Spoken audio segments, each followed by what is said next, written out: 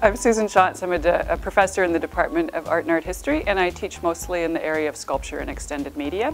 Extended media is a kind of odd term that refers to things that are time-based, and a lot of contemporary art might include video or bookworks or performance works, so it kind of encompasses that kind of work.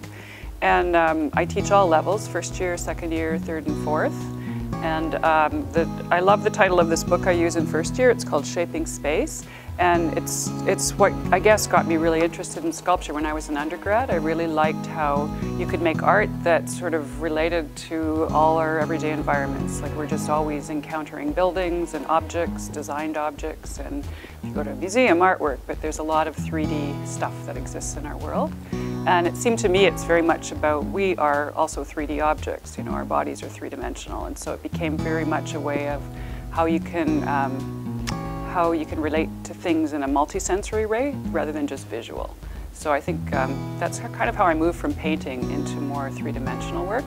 And my own art practice, I work mostly in three-dimensional installation work and create sort of environments that you can even walk through, that they're not just an object that you look at.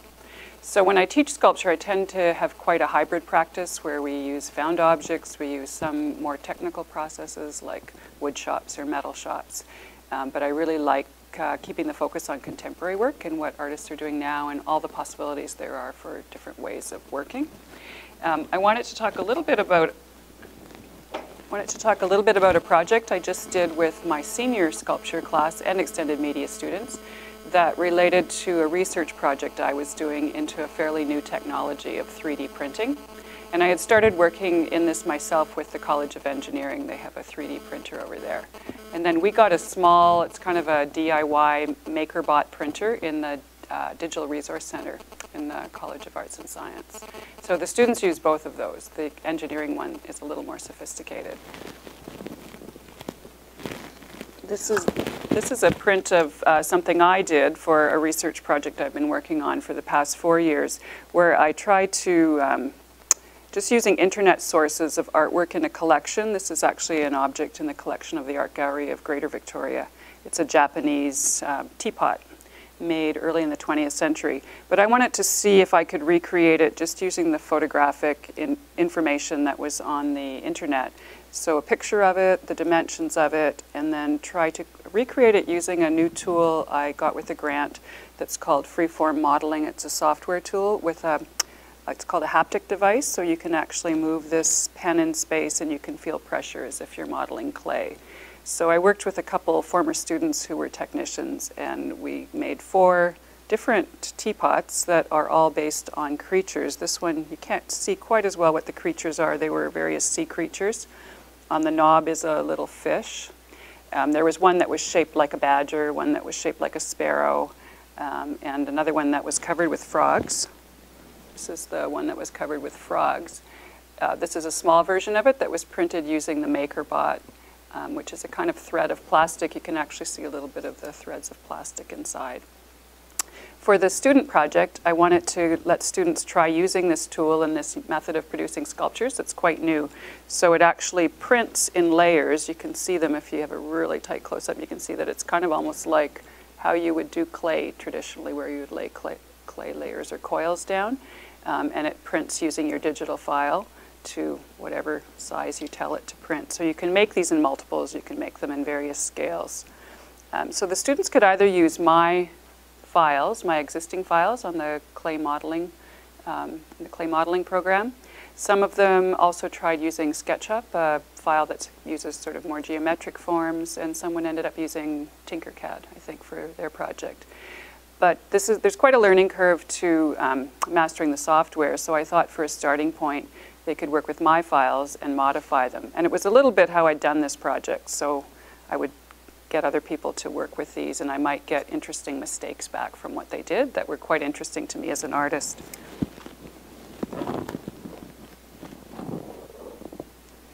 This is an example of what one student did with the project. She took that knob, so the little fish on top there, just that file for the knob, and used the tool to apply little blobs all over the fish, which turned out, she used a tool called toothpaste, and then she kind of indented them so they became like little barnacles, kind of encrusting the fish totally on one side, and then it's kind of revealed a little bit on the other side, which is a nice contrast, how it's sort of hidden in there and then it emerges. And we just did a second print of this one. This was done in engineering shops. As an artist, I was really interested in both how it looked as a final piece, all cleaned up here, but this is how it comes out of the printer, because it prints with this rubbery support material. As it's printing, it's soft, so it keeps it from collapsing. But I find this kind of form quite interesting, and in my own research project, I ended up using a number of these forms and just keeping the support material on, or using this kind of odd sort of topographical kind of design that it's printed with as part of a final product. So this is kind of an interesting pair to see it hidden inside there and then it kind of revealed, and then the barnacles further hide it on one side and reveal it on the other. These pieces are going to be displayed in Peter McKinnon Building in one of the vitrines starting next week. A couple other student projects. This was the file that I called a badger teapot, and this student sort of took it and poked it around and made it look a little more cartoony and a little more weird and grotesque with a sort of spiky tail on it. And she also did an interesting surface application where she used some charcoal, and it brought out the texture of the fur that's a little hard to see when it's just produced in the white material. Another student worked with the little sparrow file and perforated it, so it's full of holes. And it's probably a little hard to see there, but there's like 2 more sparrows nested inside. So it's like pot within a pot within a pot. This is one of the smaller printings of it from the MakerBot printer. And another piece was the sort of moth-like, I think it was called a cicada in the file, this creature going through the middle. And this student took a square of clay and embedded the cicada inside that square and then perforated it so it becomes sort of cheese-like, and you can kind of look in and see the moth disappearing through the middle and then reappearing on the other side. So that's a recent project I've done where I kind of made a point of connecting my own research project to student work, and it was quite fun to do that and have them work with my own project and files and morph it into new directions. And I think for the students, they really enjoyed the chance to work with the 3D printer. I guess more generally what I just say about sculpture is I often talk to the students about 3 ways of thinking about sculpture. One is the material. In this case, it's a kind of plastic. And the process of making it. It was a bit unusual here to work with such a digital process. A lot of our processes involve our hands more directly. So it could be things in the wood shop. It could be reduction carving. It could be building up forms. Whatever the method is that you're making it. And then there's always the idea as well. So sculptures usually have those 3 things, a material, a process, and idea embedded in them. And you could talk about any sculpture or any probably design object in the same way.